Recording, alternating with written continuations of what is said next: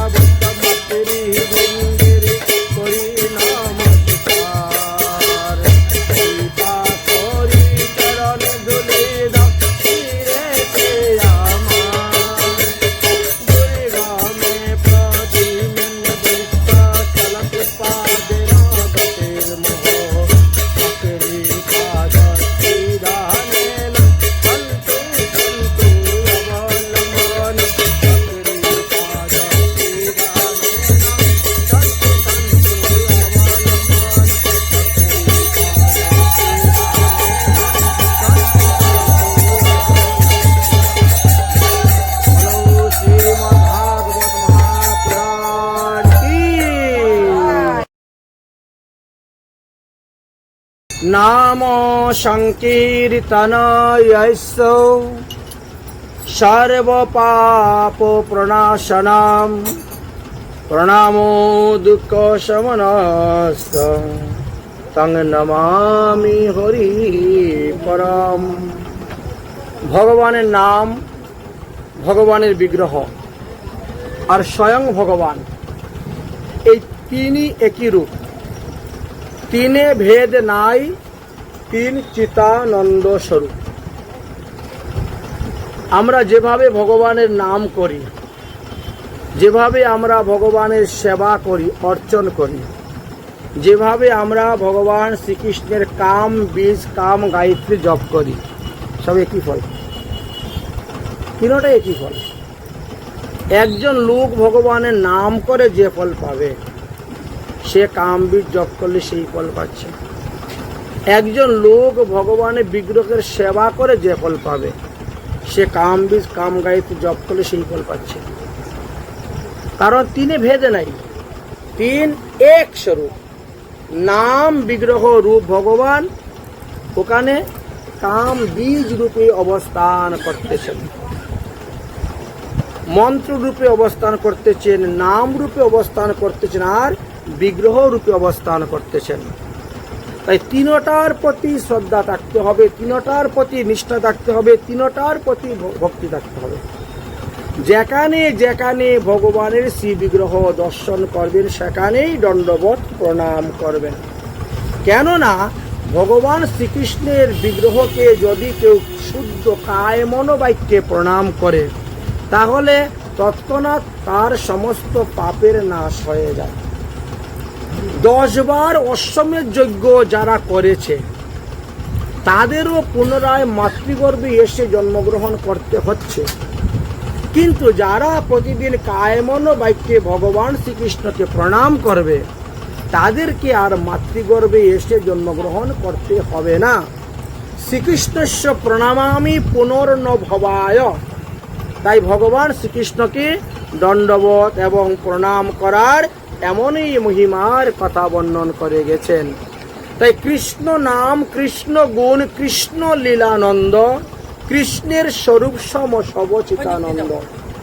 অতএব ভগবানের নাম করবেন, ভগবানের লীলা কীর্তন করবেন এবং স্বয়ং ভগবানের সেবা পূজা করবেন। ভগবানের প্রতিদিন অষ্টকালীন লীলা হয়। আমাদের ভোরে 3:36 থেকে আরম্ভ হয়ে যায় এক একটা করে লীলা। প্রাদুষকাল, প্রাতকাল, পূর্বাহ্নকাল, মধ্যাহ্নকাল, অপরাহ্নকাল, সায়ংকাল, বুঝেছেন? এইভাবে ক্রম অনুসারে যায়। অষ্টকালীন লীলা বলা হয়। এই অষ্টকালীন লীলা স্মরণটাই হলো ভক্তদের একটা ভজন। একে বলা হয় স্মরণাঙ্গিক ভজন। কেউ বা বাহ্য দেখে করে ভক্ত শ্রবণ কীর্তন, কেউ বা মনে নিজ সিদ্ধ দেহ করিয়া ভাবন, রাত্রি দিন চিন্তা করেন রাধা কৃষ্ণের সেবন। এইভাবে তারা সেবা করে থাকেন। রাত্রি দিন করে রাধা কৃষ্ণের স্মরণ। তাই রাধা কৃষ্ণের সেবা আমরা 3 ভাবেই করতে পারি। এক হলো ভগবানের নাম, এক হলো বিগ্রহের সেবা পূজা, আর এক হলো ভগবানের মন্ত্রাদি জপ এবং কীর্তন। এই যে ভগবানের নাম, এই ভগবানের নাম আমাদের জপনীয় এবং কীর্তনীয় উভয়ই বর্ণন করে গিয়েছেন। আপনি জপও করতে পারবেন, আবার কীর্তনও করতে পারবেন। আচ্ছা, কীর্তন সম্পর্কে আমরা গতকালকে বিস্তারিত আলোচনা করেছি।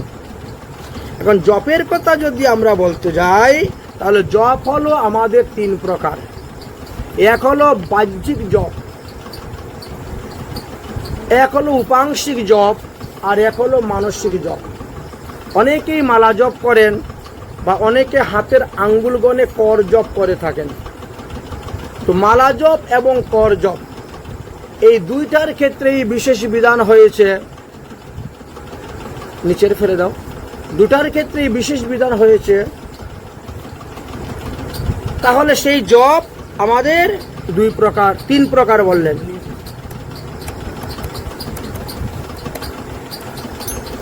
মানসিক জপ, উপাংশিক জপ আর বাহ্যিক জপ। এখন বললেন, আমরা যদি গুরুমন্ত্র, গুরুবীজ আদি জোরে উচ্চারণ করে জপ করি, তাহলে সেই মন্ত্রের শক্তি নষ্ট হয়ে যায়। কিন্তু নাম জোরে উচ্চারণ করলে নামের শক্তি নষ্ট হয় না। গুরুবীজ, গুরুমন্ত্রাদি এগুলি নষ্ট হয়ে যায়, কিন্তু নামের নষ্ট হয় না। কিন্তু বাচিক জপ হইতে 100 গুণ বেশি ফল লাভ করতে পারবেন উপাংশিক জপে। যারা মালা জপ করেন, অনেকে দেখবেন মালা হাতে নিয়ে হরে কৃষ্ণ কৃষ্ণ কৃষ্ণ হরে রাম রাম রাম হরে হরে কৃষ্ণ কৃষ্ণ হরে রাম রাম রাম হরে হরে জুড়ে জুড়ে বলেন আর গুটিও টানেন। এই যে জপ, এই জপের দ্বারা আপনি যে ফল লাভ করতে পারবেন তার থেকে 100 গুণ বেশি জপ লাভ করতে পারবেন উপাংশিক জপে। উপাংশিক জপটা কিরকম? আপনার দুটা ঠোঁট নড়বে, শব্দগুলা উচ্চারণ হবে, আপনি আপনার শব্দ আপনার কানে শুনতে পাবেন। যারা 5 হাত দূরে আছে তারা বুঝতে পারবেন না আপনি কি বলছেন, কৃষ্ণ বলছেন না রাম বলছেন না হরে বলছেন।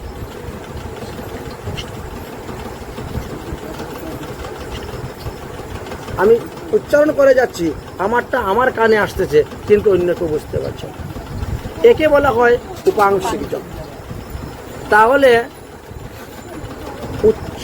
উচ্চ মানে উচ্চারণ করে যে জপ আমরা করতেছি উচ্চস্বরে, তার থেকে 100 গুণ বেশি পেলাম উপাংশিক জপে।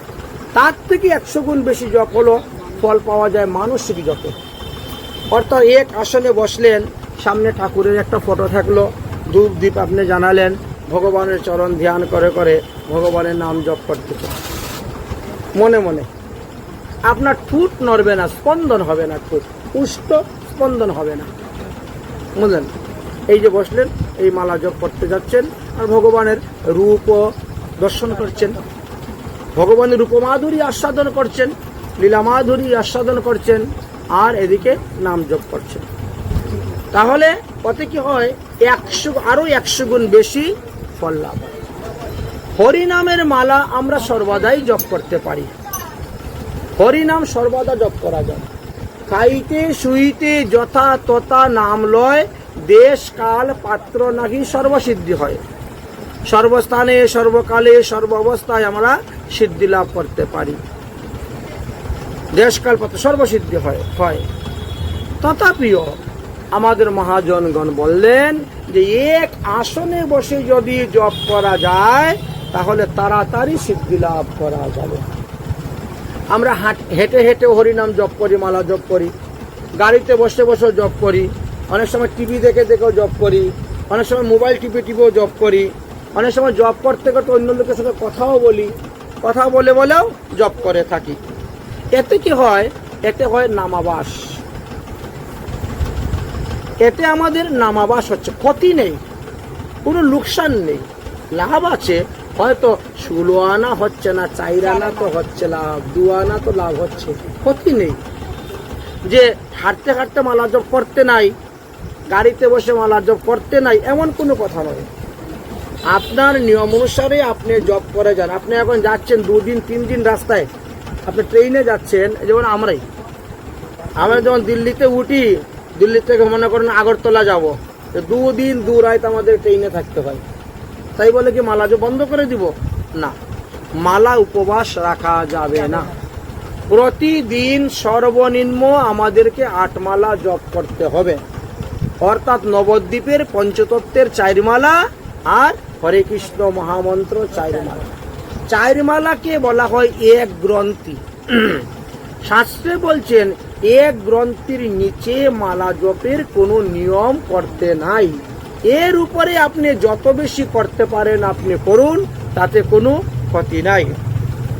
তাই নাম সর্বদা করা যাবে। ভগবান এক আছেন আমাদের কাছে নাম রূপে, আর এক আছেন ভগবান আমাদের কাছে বিগ্রহ রূপে। 2 ভাবেই ভগবান আমাদের কাছে আছেন। নাম রূপে যিনি আছেন তাকে বলা হয় বাচ্য, আর বিগ্রহ রূপে যিনি আছেন তিনি হলেন বাচক। নাম সর্বদা করা যাবে। আপনি বাথরুমে বসে বসে ল্যাট্রিন বাথরুম করতে গিয়ে হরিনাম করতে পারছেন, দোষ নেই। প্রস্রাব করতে যাচ্ছেন, মৃত ব্যক্তিকে কুলে নিয়েও হরিনাম করতে পারবেন, কোনো দোষ নেই।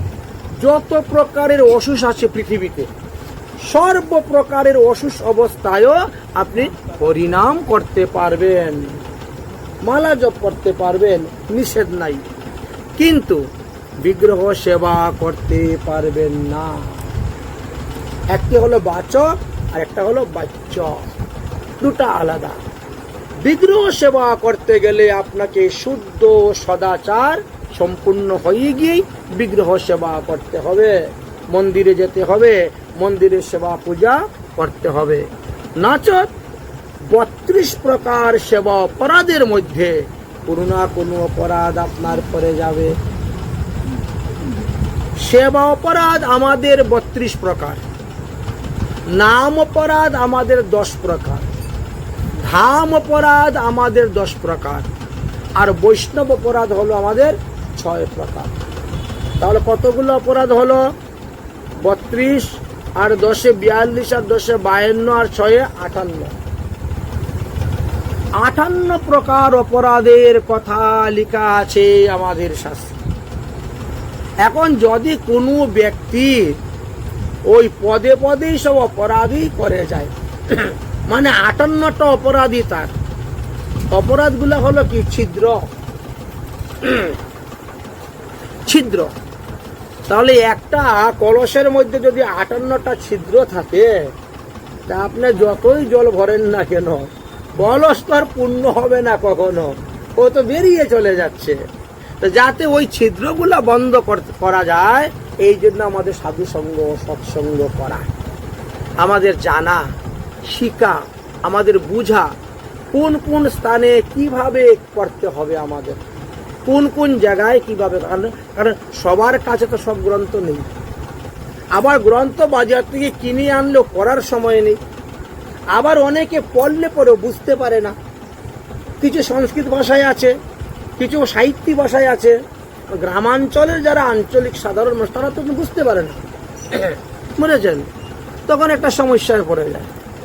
কিন্তু যখন পাঠ কীর্তন আদি হয়, তখন যেখানের যে ভাষা, তখন সেখানে সেইভাবেই তার ব্যাখ্যা করা হয়, তার বর্ণন করে লোককে বুঝিয়ে দেওয়া হয়, যাতে মানুষের বোঝার কোনো অসুবিধা না হয়, বুঝতে গিয়ে যাতে কোনো ভুল করে না।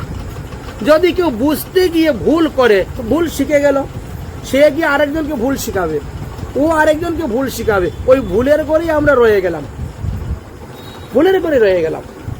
এই জন্য আমাদেরকে সাধুমুখে হরিকথা শ্রবণ করতে হয়। আমাদের 64 প্রকার ভজনের মধ্যে প্রথম ভজন কি বলছেন?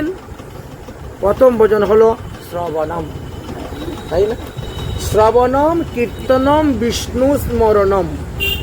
শ্রবণটা হলো আগে। যদি আমরা শ্রবণ না করি, তাহলে কীর্তন করব কেমন করে? আগে শ্রবণ, তারপরে কীর্তন। হ্যাঁ, আগে গান, পরে বাজনা। আমি যদি গান ধরার আগে উনি বাজনা বাজতে শুরু করে দেয়, তাহলে কিন্তু মিল খাবে না, ঠিক না? তখন মিল খাবে না। আর আমি যে গানটা ধরার পরে যখন উনি তালটা দিবে বাজনা, তখন মিলটা খাবে। আর আমি এক তালে মারবো না, দু তালে মারবো, কোথায় সোম আর কোথায় ফাঁক রাখবো বুঝবেন কেমন করে? আমার গলার টানে তিনি অনুভব করে, হ্যাঁ এই কানে সোম আছে, এই কানে ফাঁক আছে, এই ঠিক তেমনি ভাবে।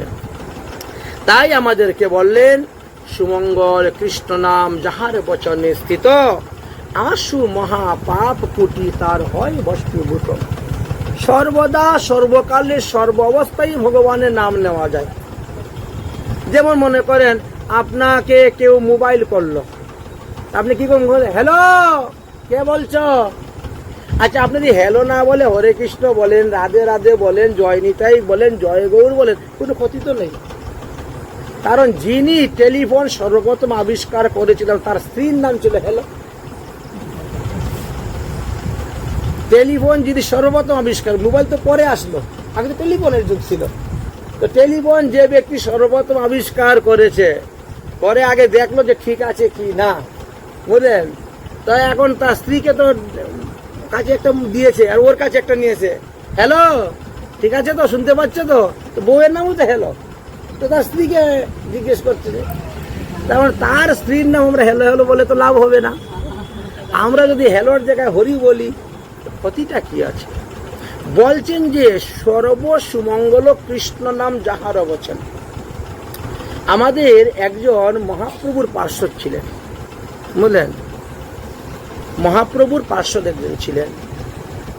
তো তিনি নাম ছিল তিনার কালিদাস। উনি ছিলেন রঘুনাথ দাস গোস্বামী পাদের কাকা। তো তিনি কাউকে ডাকতে গেলে সম্বোধন করতেন, হরে কৃষ্ণ, হরে কৃষ্ণ সম্বোধন, তারপরে গিয়ে তিনি আর অন্য কথা বলবেন। তো এইভাবে আস্তে আস্তে এটা ছড়িয়ে গেল। তারপরে যারা গৌরগত প্রাণ তারা দেখবেন জয় গৌর, আপনাকে দেখলে বলবেন জয় গৌর, জয় গৌর। যারা নিতাইগত প্রাণ তারা বলবে জয় নিতাই। আমরা নদিয়ার লোক, হ্যাঁ, তাই জয় গৌর, জয় নিতাই। আচ্ছা, যারা বৃন্দাবনে বাস করেন তারা সব রাধে রাধে। একজনে আরেকজনকে দেখলে জয় রাধে, কোথার থেকে আসছেন, জয় রাধে, কোথায় যাচ্ছেন, জয় রাধে, দণ্ডবোধ, জয় রাধে, ভালো আছেন, আগে রাধে। আপনি দুষ করলেও আপনাকে ও রাধে এদিকে আসে বলে দুটো গালি দিবে, দুটো চড় দিবে, কিন্তু রাধে শব্দটা আগে বলবে, বুঝলেন? রিস্কা ড্রাইভার বেল থাকা সত্ত্বেও বেল না বাজিয়ে রাধে রাধে বলবে, সরে রাধে সরে যাও, ওই রাধে সরে যাও, এরম বলবে। যাই হোক, তো এক একটা স্থানের এক এক রকম মহিমা, এক এক রকম, কিন্তু এতে দোষের কিছু নেই, দোষ নেই, গুণই গুণ। সুমঙ্গল কৃষ্ণ নাম যাহারও বচনে স্থিত। যিনি কথায় কথায় কৃষ্ণ বলেন, যিনি কথায় কথায় রাধা বলেন, যিনি কথায় কথায় গৌর বলেন, নিতাই বলেন, এতে পাপের নাশ হয়। আশু তার পাপ হয় ভস্মীভূত। ধর্ম প্রবর্তন হেতু লহ হরিনাম। আমাদের এই সনাতন ধর্মের প্রধানিত্ব হলো হরিনাম। হরিনাম লওয়া তো আমরা যখন তখন নিতে পারি। আচ্ছা, আমি যখন হরিনাম নিব, আমার দেখা দেখি তখন উনিও বলবে। আমি যদি কাউকে বলি রাম রাম ভাইয়া, তো ও আমাকে বলবে রাম রাম ভাইয়া, বলবে তো। আর না হলে ঠিক আছে, ও তার হিস্টোরি রাধে রাধে তো বলবে, একটা কিছু তো বলবে। এই জন্য আমি যখন নাম নিব, আমার মুখ থেকে যখন আরেকজনে শুনবে, তখন সেও বলবে, উভয়ের লাভ হবে। ধর্ম প্রবর্তন হেতু লও হরিনাম, নাম ব্রহ্ম প্রচারিয়া জীবেরে কর ত্রাণ। এই হরিনাম প্রচার, হরিনাম দান, তার থেকে বড় প্রচার, বড় দান আর কিছু নাই। মহাপ্রভু স্বয়ং এই হরিনাম প্রচারে ব্রতী হয়েছিলেন। মহাপ্রভুর সঙ্গে নামাচার্য হরিদাস ঠাকুর, অদ্বৈত প্রভু, মহাপ্রভুর পার্শ্বরগণ, পঞ্চতত্ত্ব সবাই, এরা সবাই ব্রতী হয়েছেন কি পৃথিবীতে আছে যত নগরাদি গ্রাম, সর্বত্র প্রচার হইবে মোর নাম। সমস্ত পৃথিবীতে উনি হরিনাম প্রচার করবেন, কারণ এই নামই আমাদেরকে উদ্ধার করবে। এই নামই হলো কলিযুগের সারবস্তু।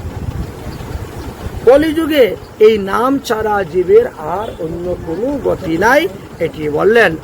তাই ধর্ম প্রবর্ত হেতু লও হরিনাম, নাম ব্রহ্ম প্রচারিয়া জীবের কর ত্রাণ। তুমি নিজে উদ্ধার হইবে, অন্যকে উদ্ধার করতে পারবে। জয়চে ভগবানের শক্তি অনন্ত চিন্ময়, তৈচে নাম ব্রহ্মের শক্তিও নিত্য সিদ্ধ হয়। নামের শক্তিও ততটা, ভগবানের শক্তি যেমন আছে, নামের মধ্যেও সেই শক্তি আছে। হরিনাম করতে করতে অনেকে সিদ্ধি লাভ করে নিয়েছেন, নাম ব্রহ্ম সিদ্ধি হয়ে যায়। তাই বলছেন, নামাবাসে জীবে মাত্র তিতাপনা রয়, নামাবাসে জীবেরও তিতাপনা রয়, নাম উচ্চারণে মায়ার বন্ধন খণ্ডয়। নামাবাস বলতে কি? হয়তো আপনি ভগবানকে উদ্দেশ্য করে ডাকেন নাই, দেখেছেন আপনার ছেলের নাম উদ্দেশ্য করে। কারো ছেলের নাম গোবিন্দ রেখেছে, কারো ছেলের নাম কৃষ্ণ রেখেছে, মাধব রেখেছে। এ মাধব এদিকে আয়, এ গোবিন্দ এদিকে আয়। এ তুমি কোথায় যাচ্ছ? আমি হরিপুর যাচ্ছি। তুমি কোথায় যাচ্ছ? আমি কৃষ্ণনগর যাচ্ছি। এই যে কৃষ্ণ, এই যে হরি শব্দটা উচ্চারণ করা হলো, এটা নামাবাসের মধ্যে পড়ল, এটা নামাবাসের মধ্যে পড়ল। তাই বলে নামাবাসে জীবের তিতাপনা রয়, নাম উচ্চারণে মায়ার বন্ধন খণ্ডয়।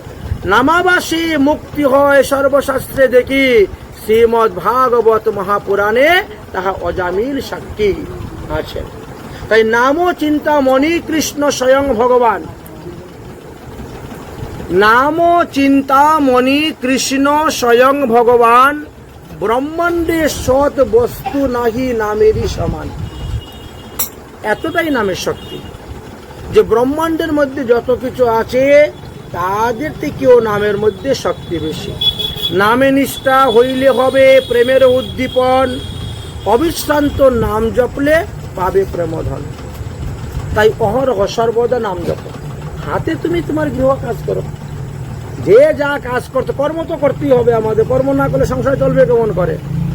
তাহলে হাতে তুমি কর্ম করো আর মুখে সর্বদা ভগবানের নাম করো, ভগবানের নাম করো, ভগবানের নাম করো। এই নামে যখন নিষ্ঠা এসে যাবে তখনই তোমার প্রেম উপস্থিত হবে হৃদয়ের মধ্যে। আর অবিশ্রান্ত নাম জপলে পরে সেই প্রেম ধন তুমি লাভ করবে, যে ধনটা তোমার সঙ্গে যাবে। প্রেম ধনের মাধ্যমে আপনি কৃষ্ণ ধনকে পাবেন, আর এটাই আমাদের সঙ্গে যাবে। আর যা কিছু আছে সব আমাদের একানেই পরে থাকবে। এক কৃষ্ণ নামে করে সর্ব পাপ ক্ষয়, আরে কৃষ্ণ নামে তো নববিধা ভক্তিপূর্ণ হয়। অতএব সেই নাম যদি লহ বহুবার, তাহলে কত ফল হবে। কিন্তু এতবার হরিনাম নেওয়া সত্ত্বেও যদি হৃদয়ের মধ্যে কোনো নির্বেদ উপস্থিত না হয়, হৃদয়টা যদি দ্রবীভূত না হয়, যদি নয়নশ্রু নির্বাহিত না হয়, তাহলে মনে করবেন তার ভিতরে আছে অপরাধ প্রচুর। গুরুদেব যে আপনাকে কৃষ্ণ নাম দিয়েছেন, আপনাকে যে বীজ দিয়েছেন, ওই বীজের অঙ্কুর এখনো হয় নাই। বীজ থেকে অঙ্কুর না হলে ফল ফুল ধরবে কোথার থেকে? আগে তো বীজ রোপণ করবেন, তারপরে অঙ্কুর দিয়ে বেরোবে, তারপরে জল দিবেন, চতুর্দিকে বেড়া দিবেন যাতে গরু ছাগল না খায়। আস্তে আস্তে গাছ বড় হবে, তারপরে ফুল ধরবে, ফল ধরবে, তবে তো হবে প্রেম ফল। যদি দেখেন যে হরিনাম করা সত্ত্বেও, গুরুমন্ত্র জপ করা সত্ত্বেও, বীজ কৃষ্ণের কাম বীজ, কাম গায়ত্রী আদি জপ করা সত্ত্বেও আমার হৃদয়ের মধ্যে, আমার মনের মধ্যে, আমার দেহের মধ্যে অষ্টসাত্ত্বিক ভাবের মধ্যে কোনো ভাবই আসছে না, উদয় হচ্ছে না, তাহলে মনে করতে হবে আমার বীজ থেকে এখনো অঙ্কুরই হয় না। আচ্ছা, বীজ থেকে অঙ্কুর না হলে আমরা কি করি? জল দিই। মাঠের মধ্যে যখন আমরা আলু বীজ, জিঙ্কা বীজ, শশা বীজ যা কিছুই লাগাই না কেন, লাগানোর পরে বেশ কিছুদিন গত হয়ে যাচ্ছে, কিন্তু ওর থেকে তো আর বীজ অঙ্কুর বেরোচ্ছে না। তখনই আমরা জল দাও, জল দাও, তখন আমরা গিয়ে জল দিই। তাহলে দীক্ষা গ্রহণ করার পরে যে গুরুদেব যে আপনার কানে দিয়ে যে বীজ দিলেন, সেই বীজ যে আপনার হৃদয়ের মধ্যে গিয়ে পুঁতলেন, আপনি রাখলেন, সেখান থেকে যখন বীজে অঙ্কুর বেরোচ্ছে তখন কি করবেন? শ্রবণ কীর্তন রূপী জল তাতে করহ সেচন। তার মানে ঘরে বসে থাকলে হবে না, যেখানে যেখানে সাধুসঙ্গ হবে, সৎসঙ্গ হবে, হরিকথা হবে, সেখানেই যাবেন। তিনি যেই হোক যাবেন, শ্রবণ করবেন, বুঝলেন? সে বৃন্দাবন থেকে আসুক, আর নবদ্বীপেই আসুক, আর পুরীর থেকে আসুক, যেখান থেকে আসুক।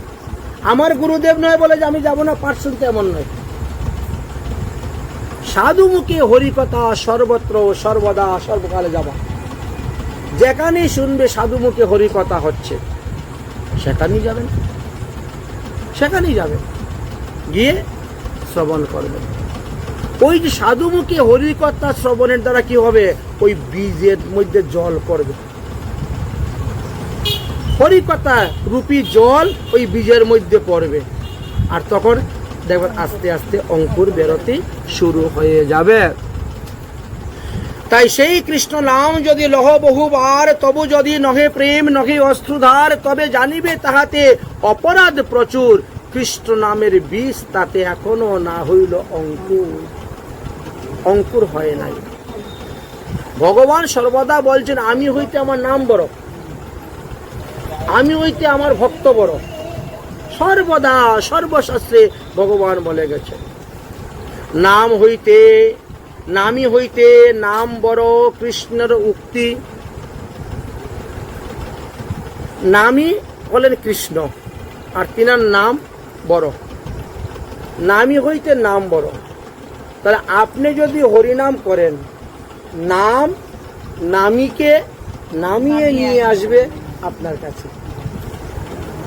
কতটা সত্যি দেখেছেন? নাম নামীকে নামিয়ে নিয়ে আসবে আপনার কাছে। তাই বলছে নামী হইতে নাম বড়, কৃষ্ণের উক্ত হয় সর্ব অপরাধ নাম গ্রহণে খণ্ডন।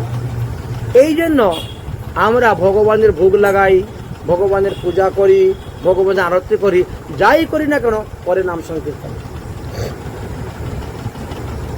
কারণ ভগবানের পূজা করতে গিয়ে যদি আমার 32 প্রকার সেবা অপরাধের মধ্যে কোনটা অপরাধ হয়েও থাকে, হয়তো না জানতেও হয়ে গেছে, নামের দ্বারা পূর্ণ হয়ে গেল, মাপ হয়ে গেল।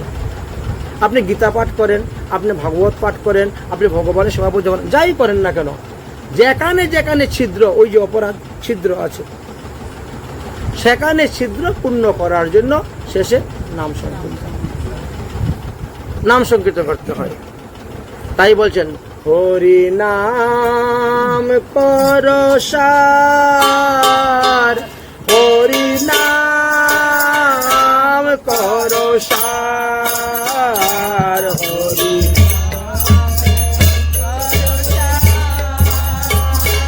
হরি নাম করো, হরি নাম করো সার, হরি নাম করো সার, হরি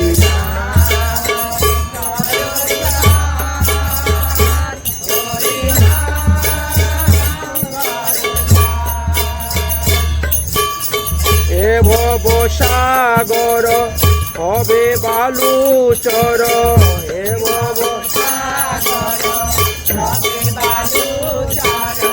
হাটিয়া হইবে পার, হাটিয়া হইবে পার, হরি নাম কর,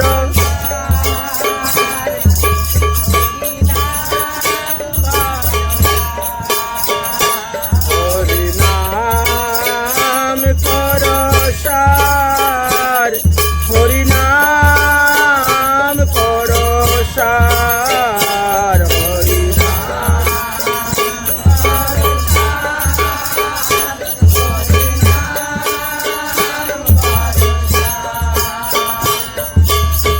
এ ভব সাগর হবে বালু চর, এ ভব হাটিয়া হইবে পার, হাটিয়া হইবে পার, নাম কর সার, হরি নাম কর, ধরম করম এ জপ এ তপ, ধরম করম এ জপ এ তপ, জ্ঞান যুগ যজ্ঞ ধ্যান, জ্ঞান যুগ যজ্ঞ ধ্যান, নাহি নাহি নাহি কলিতে বলো, নাহি নাহি উপায় গোবিন্দ না, উপায় গোবিন্দ না, হরি নাম কর সার, হরি নাম কর সার।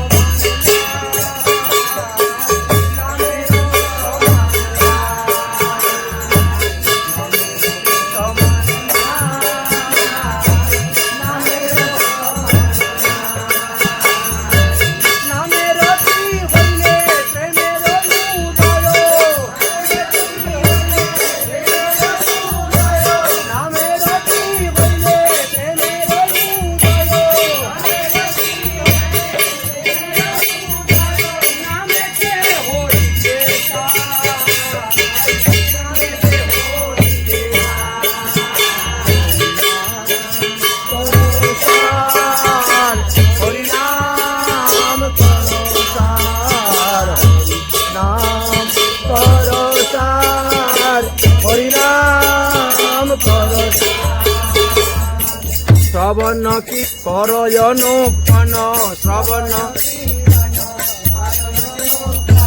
শ্রবণ কীর্তন করয়নুপন অসত কথা ছাড়ি অসত কথা ছাড়ি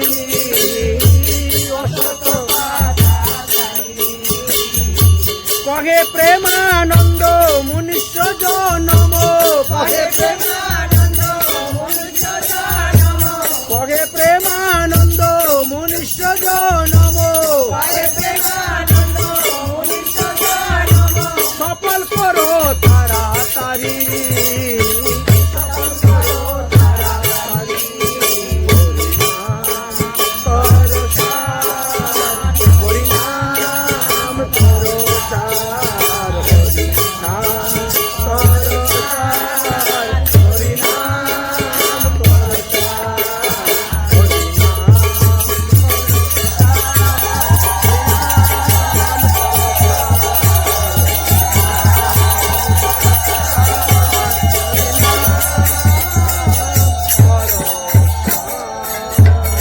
बोलो भगवान मंगल हरिनाम संकीर्तन की। আপনি যদি আপনার জীবনে হরিনামকে সার করে নিতে পারেন তাহলে এ ভব সাগর হবে বালুচর হাঁটিয়া হইবেন পার। আপনার মৃত্যুর পরে আপনার ছেলে গরু দান করলো কি না বিশেষ স্বর্গ, বুঝলেন? কেন? বৈতরণী পার হওয়ার জন্য করে। তো সেই বৈতরণী তো আমি এমনি হেঁটেই চলে যাচ্ছি পার হয়ে, আমারও গরুদানের দরকারই করবে না। যদি আপনি নিজে সাধন ভোজন করে নিজের আত্মার উদ্ধার করে নিতে পারেন তাহলে তার ভাতের পিণ্ডির দরকার পড়বে না। ছেলে ভাতের পিণ্ডি দিয়ে আমাকে উদ্ধার করবে, তাই না? কেউ বাড়িতে দেয়, কেউ কোনো তীর্থেতে দেয়, কেউ বা গয়াতে গিয়ে দেয়, বুঝলেন? এটা পুত্রের কর্তব্য। কিন্তু পুত্র কিন্তু পিতাকে জন্ম মৃত্যুর হাত থেকে রক্ষা করতে পারে না। পুত্র একমাত্র পুং নামক নরক থেকে পিতাকে উদ্ধার করতে পারে। আমাদের অনেক অনেক নরক আছে, ওই সমস্ত নরকের মধ্যে পুং নামক একটি নরক আছে। এই পুং নামক নরক থেকে উদ্ধারের জন্য পুত্রের প্রয়োজন হয়। আর পুত্র পেতে গেলে দ্বারা মানে স্ত্রীর প্রয়োজন হয়, আর স্ত্রী পেতে গেলে বিবাহ করতে হবে। একটার সঙ্গে আরেকটা সংযুক্ত আছে, এই জন্য বৈদিক বিধিমার্গে আলোচনা করা আছে। আমাদের দেশে 8 প্রকারের বিবাহ আছে। তার মধ্যে প্রথম 4 প্রকার বিবাহকে উত্তম বিবাহ বলা হয়েছে। এই 4 প্রকার বিবাহের দ্বারা যে সন্তান উৎপন্ন হয় তারা পিতৃমাতৃদেরকে উদ্ধার করতে পারে। কিন্তু পরের যে 4 প্রকার বিবাহের কথা আলোচনা করা আছে, এর দ্বারা এরা কখনো বংশ উদ্ধার করতে পারে না, পিতৃমাতৃর উদ্ধার করতে পারে না। এইভাবে অনেক অনেক তত্ত্বকথাই বর্ণন করেছেন। তাই ছেলে গয়াতে গিয়ে পিণ্ডি দিবে, আপনি উদ্ধার হইবেন ওই আশা নিয়ে বসে থাকবেন না। আপনি আপনার নিজের আত্মাকে উদ্ধার করুন, আপনি আপনার নিজের সাধন ভজন আপনি করে যান। অতএব নাম ব্রহ্ম কর গ্রহণ উত্তম, বললেন হরি নাম গ্রহণ করো। গ্রহণ মানে কি? সদ গুরুদেবের চরণাশ্রয় করে তুমি হরিনাম করো। হরিনাম যদি গুরুদেবের মুখ হইতে তোমার কানের মধ্যে প্রবেশ না হয়, তাহলে ওখানে 10 প্রকার নাম অপরাধের মধ্যে 1 প্রকার অপরাধ হয়ে গেল। গুরু পদাশ্রয়হীন তুমি নাম করতে চাও, এতে কি হলো? গুরু অবজ্ঞা দোষ। আমি তো জন্মের পর থেকে হরিনাম শুনতেছি, তো আমি আবার গুরু ধরতে যাব কেন? আবার গুরুর মুখ থেকে হরিনাম নিয়ে জপ করতে যাব কেন? কিছু কিছু এরকম বড় বড় পণ্ডিত আছে না, নিজেদের মধ্যে পাণ্ডিত্য করেন, তো তাদের কি হয়? তাদের গুরু অবজ্ঞা রূপ অপরাধ হয়ে যায়। আর 10 প্রকার নাম অপরাধের মধ্যে একটা হলো এই গুরু অবজ্ঞা রূপ অপরাধ। এই অপরাধের কারণে তারা নিজে নিজে নাম নেওয়া সত্ত্বেও নাম ব্রহ্ম তাদেরকে কৃপা করে না, বা তারা উদ্ধার হইতে পারে না। নামের আমাদের 2 রকম ফল আছে, একটা হলো মুখ্য ফল আর একটা হলো গৌণ ফল। নাম মুখ্য ফল কখন দিবে আর নাম গৌণ ফল কখন দিবে, এই 2টা তত্ত্বের কথাই আলোচনা করা আছে। ত্রিনাদুপি শুনিচেন তরুরূপ সহিষ্ণুনা অমানিনা মানদেন কীর্তনীয় সদাহরি। যদি ওইভাবে আমরা নাম নেই তাহলে নামের মুখ্য ফল আমরা পাবো। আর যদি আমরা হেলায় অবহেলায় নিয়ম কানুন না মেনে, বিধি বিধান না মেনে ওই নাম নিয়ে যাচ্ছি, এতে নামের গৌণ ফল পাবো। তো নামের গৌণ ফল কি? পাপ তাপ অপরাধ নাশ করা, এটা হলো নামের গৌণ ফল। পাপ নাশ করবে, অপরাধ নাশ করবে, পাপ তাপ অপরাধ নাশ হলো নামের গৌণ ফল। আর নামের মুখ্য ফল হলো হরির চরণে প্রেম উপস্থিত করে হরির সঙ্গে তোমাকে মিলিয়ে দিবে নাম। এতটাই শক্তি হলো নামের। এই জন্য সাধু শান্ত মহাত্মাগণ কি করেন? নিজ কার্য নাই তবু যায় পরের ঘর। কেন? তাকে হরিনাম দেওয়ার জন্য, প্রচার করার জন্য। ভগবান দেবর্ষি নারদকে কতবার পাঠিয়েছেন, যাও তুমি জগতে হরিনাম প্রচার করো। হরিদেবর্ষি নারদ এসেছেন, তাই ভগবান সাধু শান্ত মহাত্মারকে দিয়ে তিনি কি করেন? নাম প্রেম আদি বিতরণ করে থাকেন। মহাপ্রভু এসেছেন, হরিনাম প্রেম প্রচার করে গিয়েছেন। মহাপ্রভু কিন্তু কাউকে দীক্ষা দিয়ে যান নাই। তার মানে এই নয় যে মহাপ্রভু দীক্ষার বিরোধী ছিলেন, এটা মনে করবেন না। দীক্ষার বিরোধী নয়, কারণ ভগবানের কাজ হলো শিক্ষা দেওয়া, আর ভগবানের ভক্তদেরকে দিয়ে তিনি কি করেন? দীক্ষা দেওয়ান। কারণ মহাপ্রভু যদি দীক্ষার বিরোধী হতেন তাহলে কি তিনি স্বয়ং দীক্ষা নিতেন? তিনি তো সেই মাধবেন্দ্র পুরীর শিষ্য ঈশ্বর পুরীর কাছ থেকে দীক্ষা নিলেন। আবার কেশব ভারতীর কাছ থেকে সন্ন্যাস নিলেন। এখন কথা হলো, স্বয়ং ভগবান কখনো কাউকে দীক্ষা প্রদান করেন না। এটা হলো সাধু শান্ত মহাত্মাদের কাজ। এটা সাধু শান্ত মহাত্মাদের উপরে ছেড়ে দিয়েছেন দায়িত্ব। তাই সাধুরা কি করেন? দেশে দেশে ঘুরে ঘুরে হরি নাম প্রেম বিতরণ করেন আর জীবকে শিখিয়ে দেন। কি বলেন জীবকে? কৃষ্ণ নাম কি হিরে মতি, राम नाम की हीरे मोती, मैं बिखरा हूँ गली गली। कृष्ण नाम की हीरे मोती, राम नाम की हीरे मोती, मैं बिखरा हूँ गली गली। ले ले रे कोई नाम का प्यारा, तुरी मचाहूँ गली गली गली। राम नाम की हीरे मोती, कृष्ण नाम की हीरे मोती, मैं बिखरा हूँ गली गली। ले ले रे कोई नाम का प्यारा, तुरी मचाहूँ गली गली।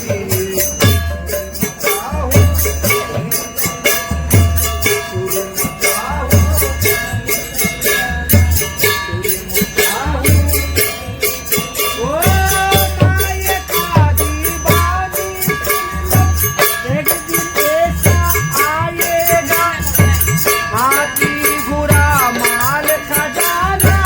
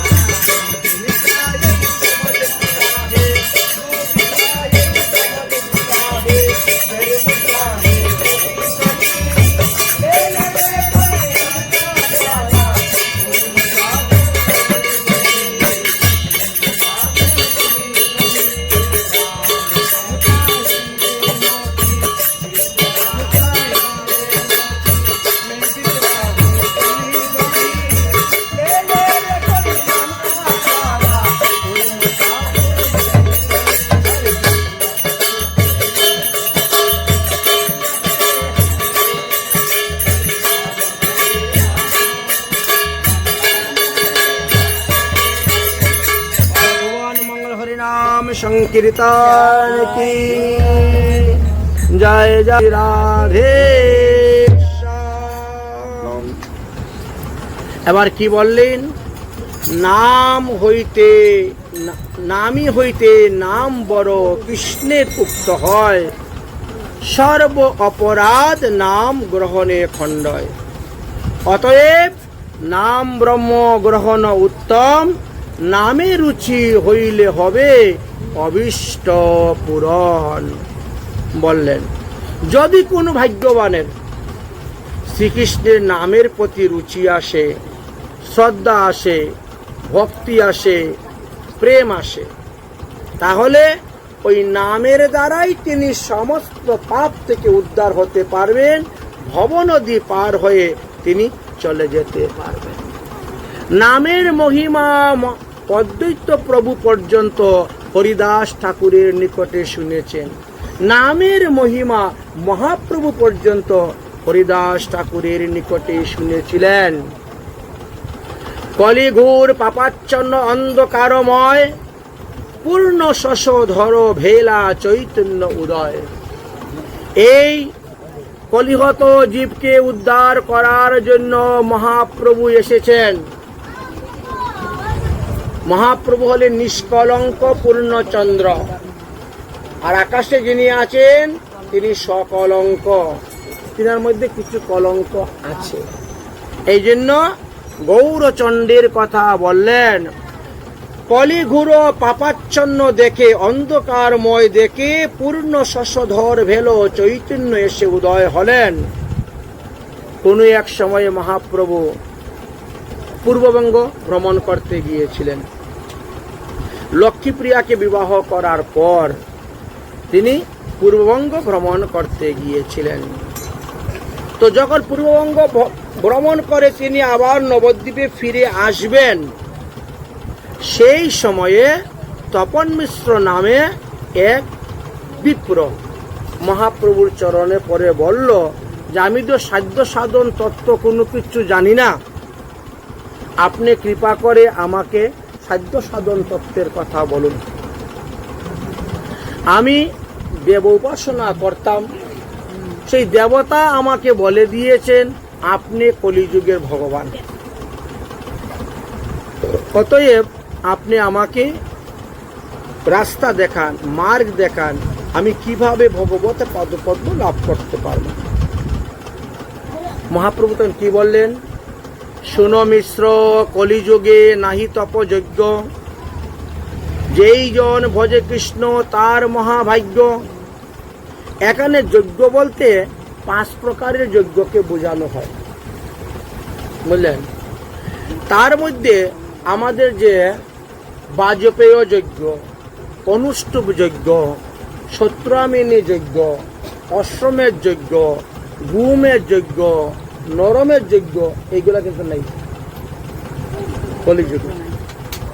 এত ভিন্ন আরো কয়েকটি যজ্ঞ কিন্তু আছে কলিযুগে। নাম যজ্ঞ, হোম যজ্ঞ, যাগ যজ্ঞ, তপ যজ্ঞ, জ্ঞান যজ্ঞ, এই 5টা যজ্ঞ কলিযুগে চলবে। আর ওই 5টা কলিযুগে নিষেধ, বর্জিত, বর্জনীয়। এই কারণে বুঝে নিতে হবে, সব জায়গায় সব অর্থ ব্যবহার করা যাবে না। মহাপ্রভু ওই 5টা বর্জন অর্থে এখানে বলেছেন, বুঝেছেন? শুনো মিশ্র, কলিযুগে নাহি তপযজ্ঞ, যেই জন কৃষ্ণ ভজে সেই মহাভাগ্য। কলিযুগের ধর্ম হয় নাম সংকীর্তন, চারি যুগে চারি ধর্ম জীবেরই কারণ। অতএব প্রতিটা যুগে যুগেই তারক ব্রহ্ম নাম ছিল, আর এই যুগেও আমাদের তারক ব্রহ্ম নাম আছে। যুগ অনুসারে যুগধর্মের কিছু পরিবর্তন হয়, কেননা মানুষের শক্তি, আয়ু এইগুলোর উপর নির্ভর করে। সত্যযুগের মানুষ 1 লক্ষ বৎসর বাঁচতে পারত, বুঝলেন? তারা 28 হাত লম্বা ছিল, তো তাদেরটা তো দেখে আমাদের হবে না, আমরা পারবো না। ত্রেতা যুগের মানুষ 14 হাত লম্বা ছিল, তারাও 10,000 বৎসর যে কোনো লোক বাঁচতে পারত, সেটা তো দেখে হবে না। দাপর যুগের মানুষ 1000 বৎসর যে কোনো লোকে বাঁচতে পারত, 1000 বৎসর, 7 লম্বা। আর আমাদের 100 বছর পরমায়ু, 3.5 হাত লম্বা মানুষ আমরা। হ্যাঁ, তো আমরা যে সত্য যুগেরটা দেখলে হবে। এই জন্য যুগে যুগে একটু যুগধর্ম পরিবর্তন হয়, এই জন্য পরিবর্তন করেন। কারণ আমরা হলাম অন্নগত প্রাণ। দাপর যুগের মানুষ ছিল রক্তের মধ্যে ছিল তাদের প্রাণ, রুধিরগত। তারপরেরটা ছিল অস্থিগত, ত্রেতা যুগে অস্থিগত। আর সত্য যুগে ছিল মর্যাগত প্রাণ। মাংস না থাকলেও হবে, চামড়া না থাকলেও হবে, নারী বুড়ি সব খেয়ে নিছে। ওই যে ওই কি বলে হিরণ্যকশিপু 10,000 বছর তপস্যা করেছে, উই মাটি ঢিপি উঠে উই পোকায় চামড়া খেয়ে নিয়েছে, মাংস খেয়ে নিয়েছে, রক্ত খেয়ে নিয়ে সব খেয়ে নিয়েছে, শুধু খালি হাড্ডি খুলে আছে, তাও আবার জয়সী হয়ে গেছে। কারণ প্রাণটা তাদের মর্যাগত ছিল। আর আমাদের তো অন্নগত। একদিন একাদশী ব্রত করলে পরদিনে আহারে মনে হয় না জানি কতদিন অন্ন খাই নাই, এমন মনে হয় আমাদের। কারণ আমাদের অন্নগত প্রাণ, কলিযুগের মানুষ। যাই হোক, এখন মহাপ্রভু বললেন যে দেখো বাবা, 4 যুগে 4 ধর্ম জীবের কারণ হয়েছে। তাহলে আমাদের এই কলিযুগের নাম কি? হরে কৃষ্ণ কৃষ্ণ কৃষ্ণ হরে হরে, হরে রাম রাম রাম হরে হরে। এই শ্লোক নামাবলী হয় মহামন্ত্র, 16 নাম 32 অক্ষর হয় এই তন্ত্র। অতএব গৃহে গিয়ে তুমি এই নাম জপ করো। অতএব গৃহে তুমি কৃষ্ণ ভজ গিয়া, কুটি নাটি পরিপাটি একান্ত হইয়া, সাধ্য সাধন তত্ত্ব যে কিছু সকল, যত রকমের সাধ্য সাধন আছে পৃথিবীতে, হরিনাম সংকীর্তনে তাহা মিলিবে কেবল। মানে ওইগুলা করলে পরে তুমি যে ফল পাবে, হরিনামের দ্বারাও তুমি সেই ফল পাবে। এই কথাটাই এখানে বুঝাতে চেয়েছেন। সাধ্য সাধন তত্ত্ব যে কিছু সকল, হরিনাম সংকীর্তনে মিলিবে সকল। শুনো মিশ্র, কলিযুগে নাম যজ্ঞ সার। শুনো মিশ্র, কলিযুগে নাম যজ্ঞ সার, আর কোন ধর্ম করলে নাহি হইবে পার। অতএব রাত্রি দিন নাম লও খাইতে শুইতে, তাহার মহিমা বেদে নাহি পারে দিতে। নাম করিতে করিতে হইবে তোমার প্রেমের উদয়, নামের দ্বারা কৃষ্ণ প্রাপ্তি হইবে। অতএব নামেতে রুচি বাড়াও, নামেতে নিষ্ঠা বাড়াও, নামেতে সংখ্যা বাড়াও, নামে ভজন করো। তাহলে নাম প্রভুর কৃপায় তুমি ভগবান পাবে। হরে কৃষ্ণ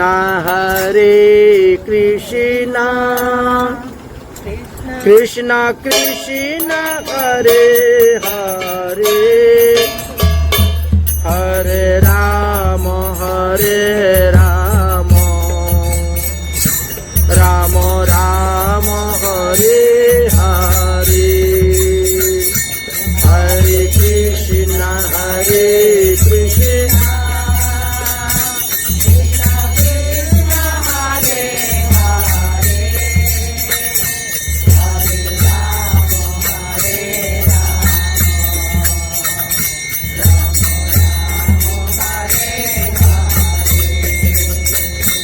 কৃষ্ণ মন্ত্র से हनुमत ने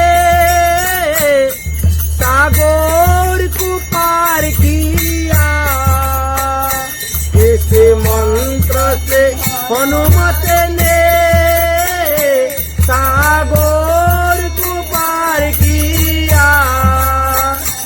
उस राजा रावण को लंका को जला दिया। उस राजा रावण को लंका को जला दिया। हरे कृष्ण कृष्ण कृष्ण हरे हरे, हरे राम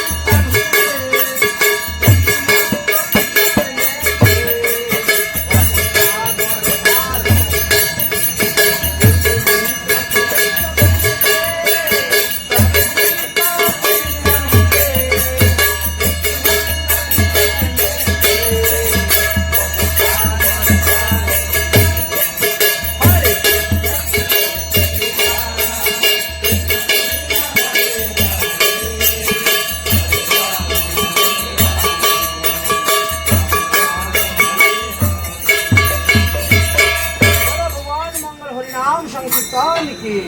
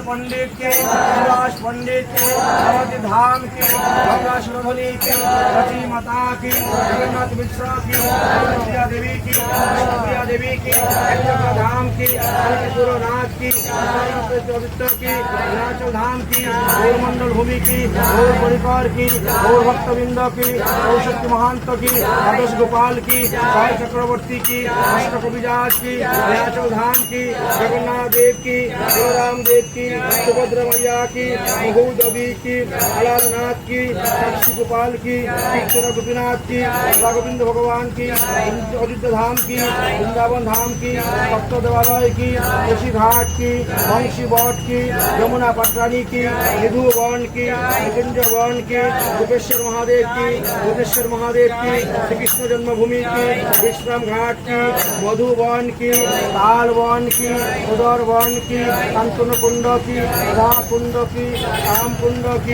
गिरिराज महाराज की, नंदगाम की, वैष्णव गाम की, ब्रह्म वन की, कुकिला वन की, जागोडेश्वर की, ब्रह्मण घाट की, चिंतावरुण घाट की, ब्रजमंडल की, चार धाम की, हरि संप्रदाय की, हरि आचार्य की, अनंतकोटि वैष्णव की, हरिनाम संकीर्तन की, कुल करताल की, गौय बधिया की, आस्थान पुरुष की, समागत भक्तबिंद की, समवेत मातृबिंद की, अपन अपन गुरुदेव की, अपन अपन इष्टदेव की, कुल करताल की, गौय बधिया की, रसैया पुजारी की, पुजारी भंडारी की, दाता भक्ता की, महाप्रसाद की, महाप्रसाद भांडवाला भक्तबिंद की, मंदिर कमिटी बिंद की, अपन अपन इष्टदेव की, अपन गुरुदेव की, अनंत कोटि वैष्णव की, आज के आनंद की, जय जय श्री राम।